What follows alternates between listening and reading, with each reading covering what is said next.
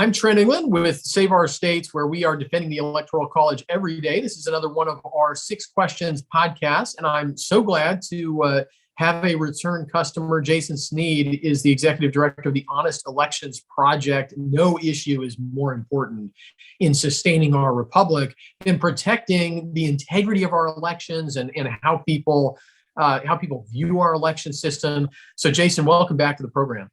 Well, thanks, Trent, for having me back. It's great to be here. Yeah, it's terrific to have you, and we got another 6 questions. So let's start with the first one. We are getting closer to the elections this fall. We've got some states have primaries coming up pretty soon. What is your number one objective as we look ahead to the fall elections? Well, my main objective is to make sure that we've got clear election rules, which we stick to all the way through the process, that make it easy to vote and hard to cheat, so that voters have confidence that they are the ones making decisions about who is going to represent them and lead the government, not savvy lawyers who, as we know, can use a lot of tools and a lot of tricks to change election rules to benefit one side or the other. That's really my main objective, is making sure we've got those rules in place that give voters confidence that their votes are being counted and that the elections are fair and accurate. And related to that, Jason, you and I had an op-ed that we co-wrote for Newsweek not too long ago. We were on their podcast just recently. Why is the Electoral College important to election integrity? Well, I think that the Electoral College is important for a host of reasons when we're talking about election integrity. And I'll start with a very basic one, which is, what I just said, about clear rules being established ahead of an election. Those rules should be fair. Those rules should be impartial, not designed to benefit one side or the other, or be changed for purely partisan objectives. Well, the Electoral College is part of our Constitution, and it is, in fact, the way that we select the President of the United States. If you change that, particularly through something like the National Popular Vote Compact, there is a very powerful argument to be made that that is not a legitimate way to change the Constitution, that this is only being done for partisan advantage. This is being done to change power dynamics in the country between rural and urban areas, coastal and flyover states. That's kind of the dynamic there. And when you're doing that, when you're changing the way that you're selecting an office as powerful as the president, and you've got these other problems out there that raise questions about why you're doing this, then you're potentially casting doubt on the legitimacy in the eyes of many voters of the outcome of that election and whether it is actually a credible election. So that's one reason why it's so important. And then there's a host of others that I'm sure that we can get into over the next few minutes. It helps to combat voter fraud. It helps to give presidents a governing mandate with a clear majority in the Electoral College. It helps encourage the building of diverse and inclusive coalitions rather than seeing what we see in a lot of parliamentary models where coalitions fracture and you wind up getting presidents or majority parties, depending on the system, selected by smaller and smaller pluralities. So there's lots of benefits, but I really think that first one is one of the big ones. We want to have a system that everyone thinks is credible, that everyone thinks is legitimate, and we shouldn't change that in ways that cast doubt on the selection process for the presidency.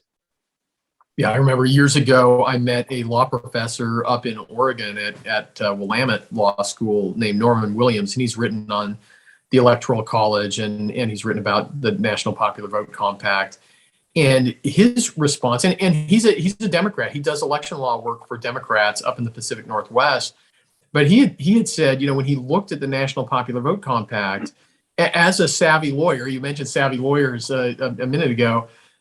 He said that there's so many ways that you could try to take it apart, manipulate it. And, I mean, to his credit, right? He's a partisan. He's an attorney. He works in this space. He's also an academic. But he completely agreed with you. I mean, you need a system that's reliable, that is not so easily manipulated by attorneys. So, yeah, I totally agree with that. And it's good to see that there's people, even on the other side of the political spectrum who recognize these same problems with the NPV compact. Question number 3. for Jason Snead here, the executive director of the Honest Elections Project. After the 2020 election, a lot of states have changed their election laws, trying to tighten up some of the problems that people observed, not just in 2020, but in a lot of our previous elections. Jason, are you happy with the progress that has been made since that time? I am. I think that we have seen over the last year a tremendous amount of energy and effort poured into this space, really unlike anything that I've ever seen before.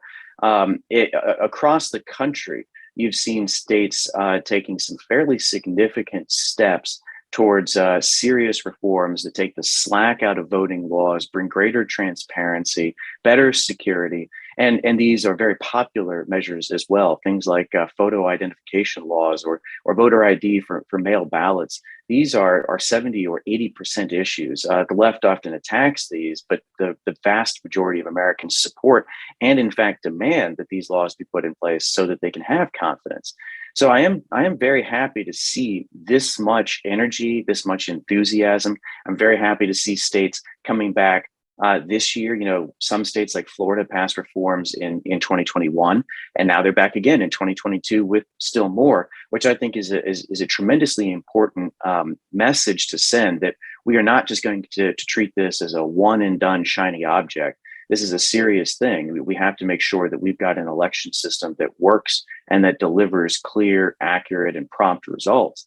And there's always room for improvement, right? We should always be looking at what other states are doing, borrowing what works, avoiding what doesn't, and trying to make sure that we've got the best system possible. So, you know, to kind of sum up this answer here, I do think that more work remains to be done, though. We are very much along the lines of that iterative process. We want to keep states engaged. We want to make sure that this is just an annual thing, right? That we do not walk away or forget that that election integrity is an important issue, that we're always devoting energy and always focusing some degree on that. There will be other issues, obviously, but we want to make sure that this doesn't get punted to next year or the year after, and then eventually becomes a thing that just gets forgotten about. And then if I can, I just want to add one more thing to the last question really quickly too, which is, you know, I'm always glad to see folks on the left and the right when we can find that common ground and recognize that, you know, that's a bridge too far, this particular policy or that, and it can happen on the right and the left, right? But one thing that we always have to remember is that elections depend on the consent of the losers. And so when I hear stories like what you just said about the professor who points out all the problems with NPV, I can't help but be reminded of that saying, right? You have to be able to convince the loser that the process was fair and that they should come back next time and try again. If you show them that the process isn't, or make them think that the process isn't, then they're going to check out, or worse, right? And that is I think a death spiral in democracy that we want to avoid at all costs, not just with NPV, but with everything we do in the election integrity space. Yeah, I totally agree with that. And that's actually, Jason, it's a really good lead into my next question, because it's about this term democracy that gets thrown around in all kinds of really strange, from my perspective, really strange ways, as this sort of, you know, almost like metaphysical but very malleable label for whatever certain people want in terms of a process, in terms of an outcome. And from my perspective, it seems like they are sometimes using that really as a way to delegitimize the processes that we have to try to force change to something else that's that's oftentimes, I think, untried and very risky. But the Washington Post slogan, "Democracy dies in darkness," right? This term democracy is used in all kinds of ways. Oftentimes, it's used to try to stifle debate, to eliminate free speech. I mean, what do you think about that whole debate and that use of the term democracy as a kind of way for people to just sort of get what they want by waving around or redefining this word? Yeah, I think that this is a really troubling dynamic that we see, and it really only happens on the left, right? I mean, that's who's really using this. There's been a very startling shift in rhetoric on the left over the last year or so. to the point now where, and I'm not, I'm not making this up. They're literally saying that democracy and Democrat mean the same thing. And so what's good for, say, the Democratic Party is good for democracy and vice versa. I think that's so startling because, first of all, I do have to chuckle at the sort of one party defense of democracy argument, right? That if you don't vote for us, you're voting against democracy itself, which is typically not something that, true small d Democrats say. But I do think that this term does get used as sort of a loose catch-all for anything that the particularly progressive left wants.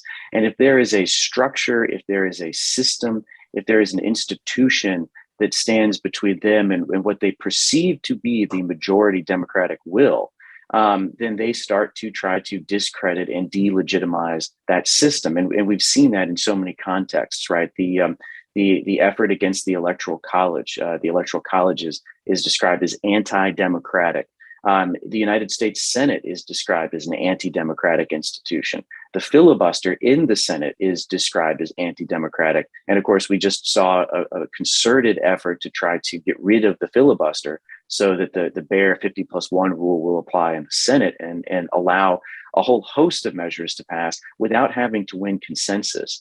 And that is really the risk, I think, when we treat institutions and systems and structures that are designed to deliver more than democracy as something which is antithetical to the American system of government or antithetical to the will of the people.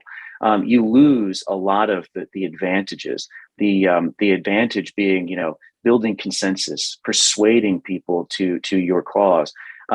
Delivering enduring change, not just bare partisan change. We got into this, Trent, you and I on the Newsweek podcast just recently. How do you amend the Constitution? Well, you got to get 2/3 support in Congress and 3/4 of the state. That's a very heavy burden to meet. But there is a reason for that. It's because you want to actually, if you're going to enshrine something in the Constitution, you want more than just 50.1% public support. That is a process that is deliberately difficult because it's designed to deliver more than just whatever the immediate interests of the bare majority are. And that's how you actually deliver something which is going to last. So I think we do see this term getting thrown around, attacking those institutions because they stand in the way of these very short-term, very partisan gains. And if we get rid of them, then I think we do a lot of long-term damage to the entire system of government here in the U.S. Yeah. It just seems so short-sighted that people don't understand the importance of process and rules and consensus building. And it's I think it should be alarming to Americans that so much of that has come into our political discourse, where people just talk as if it's, as if checks and balances and all these things that are part of the kind of the hallmarks of the American constitutional system are somehow illegitimate because people don't get what they want. Another question. Yeah, that's absolutely right. The process does matter. Process actually matters, I would argue, more in most cases than the outcome, right? Because, we can get into a political ping pong dynamic where one side has the levers of power in Washington and always gets what they want. But I think the country suffers if we adopt that, ends justify the means. So we're going to throw the process out and just reverse the last administration's policies and go 180 degrees in the other direction and vice versa. The process is really, really important for getting that public buy-in and making sure that we've got consistent policies that can stick and show that what we're actually being governed by, the laws and the regulations and the rules of society, are legitimate, and that even political minorities have a say in the process and their interests aren't just going to get steamrolled. Yeah, that's right. And it's been fascinating, this debate about the National Popular Vote Compact. Some of the folks on the other side complain that, and the example that always sticks in my mind, we've written about this at Save Our States. They complained that lobstermen in Maine, people who fish for lobsters commercially in Maine, which is a group of only about 2,000 people, got some attention from the Trump administration because there was some agricultural issue, and the Trump administration included the lobstermen where they hadn't been included before. And the National Popular Vote lobbyists pointed this out and said, look, this is the Trump administration trying to, win political points in the Maine 2nd Congressional District to try to win that one electoral vote because of how Maine splits up their electoral votes. And they saw that as a flaw, which was fascinating to me. I mean, you have, I'm not even sure their story about it is correct, but even assuming it is, you have a political system that means that people living in rural Maine fishing for lobsters have a little bit more of a voice than they would otherwise have. I mean, how is that a flaw? How is that a failure of the constitutional system? It's exactly what the founders wanted to happen. Yeah, I agree with that 100%. We very much have a system which is designed to protect the rights and interests of individuals, right? I mean, versus sometimes collective interests, and I mean, I don't think for what it's worth, I don't think we want to live in a society that says whatever 50.1% want, they get, right? I don't think we want to live in that kind of society. I think that most people do believe that there are inalienable human rights, for instance, that can't be taken away from you or deprived by a simple political majority. And I do love that even in a country of over 300 million people spread across a continent, that these Maine fishermen can get the attention of the federal government and actually have their interests heard. I mean, we do have a right to a redress of grievances, and stuff like this just shows that that does still work. So I very much agree with you. I think that's a sign that the system is functioning the way it should. So I'm Trent England talking with Jason Snead here on our 6 Questions podcast. Jason is the executive director of the Honest Elections Project. Jason, give everybody your URL before we go to our penultimate question. Sure. So we're online, honestelections.org, and we're also active on Twitter and Facebook under the handle @HonestElections. And I'm sure that everyone is waiting to see what Elon's going to do with Twitter, but I'm excited. So keep checking us out there, and we'll see what this brave new world is going to look like. Well, that's my next question. I mean, we were talking a little bit about freedom of speech.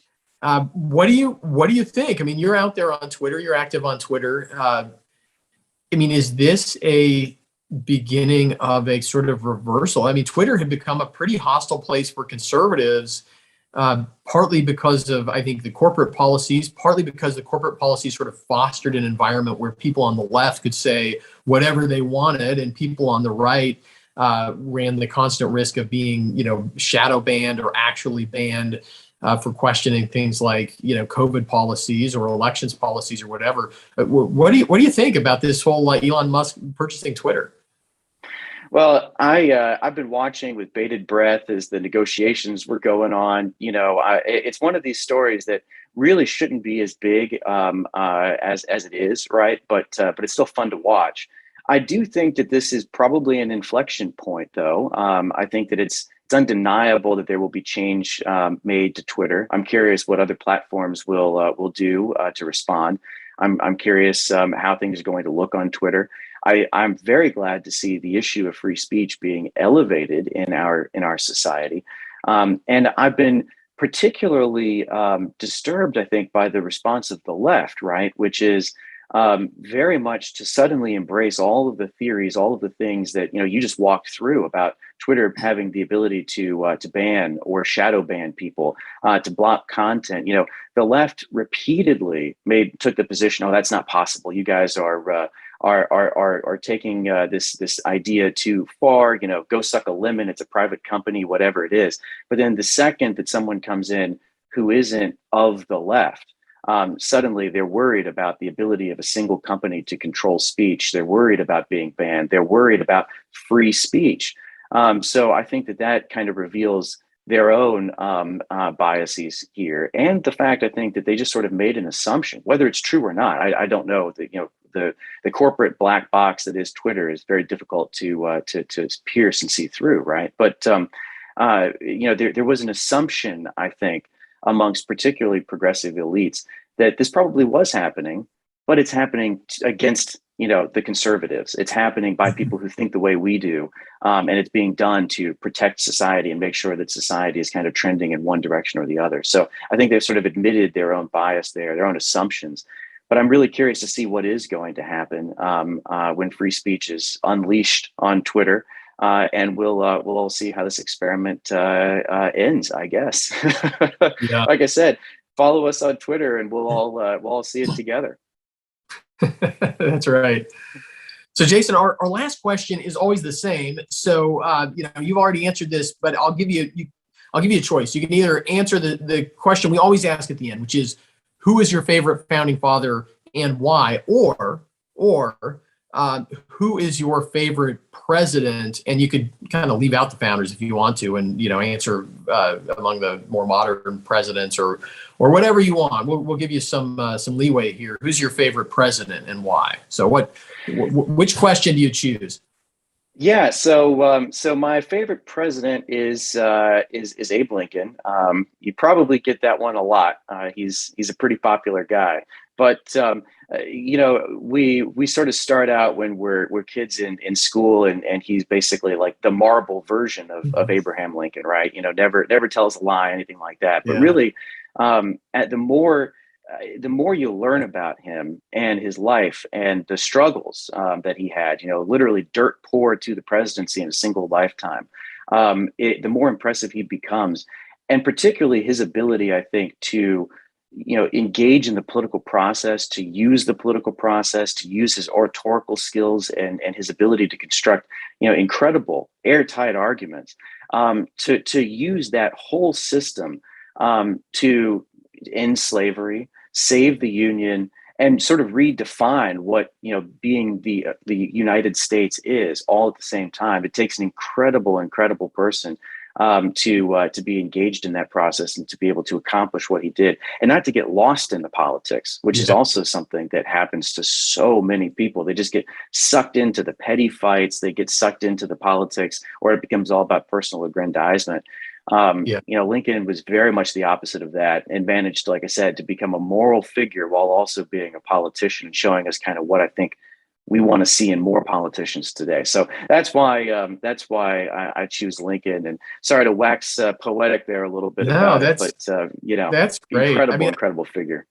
He's so, just to build on what you said, he was so patient. It seems like so much of his statesmanship to me, and maybe this is just because I'm an impatient person, so I'm easily impressed by people who are patient. But I mean, Lincoln's ability to deal with other people and to put up with, to put up with their resistance to him, the political chicanery that he had to deal with, from being in Congress to running for Senate, and then being president and dealing with his various lackluster, and sometimes openly insubordinate generals.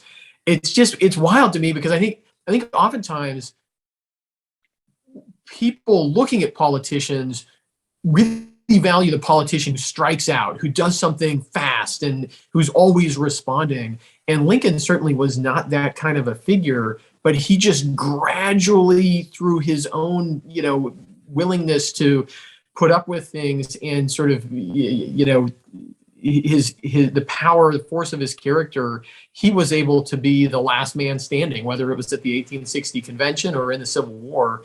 It's just such a remarkable figure. Yeah, and of course, the words that he crafted in so many of his speeches, particularly Gettysburg Address, which I've actually got hanging on my wall here. It's just he was able to, in a couple of hundred words, capture what the whole struggle of the Civil War was about, and what really the Declaration of Independence, the Constitution, the very concept of the American Union is all about.